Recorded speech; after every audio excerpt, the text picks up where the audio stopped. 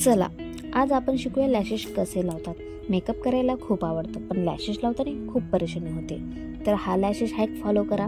माझ्याकडे आहे गालाचे lashes. Lashes काढते वेळेस कधीही मधल्या साईडने लॅशेस ओढून काढा. असे केल्याने त्याचा आकार राऊंड शेपमध्ये राहतो. साईडने ओढल्याने त्याचा आकार स्ट्रेट होतो. त्यानंतर लॅशेस डोळ्यांवरती ठेवा. त्याची लेंथ चेक करा. जर तुम्हाला त्याची लेंथ लॉंग वाटत असेल तर सिझरने कट करून घ्या. त्यानंतर लॅश ग्लू लावा. थोडा वेळ ड्राय होऊ द्या. त्यानंतर डोळ्यांवरती अप्लाय करा. खूप लवकर डोळ्यांवरती सेट होतो.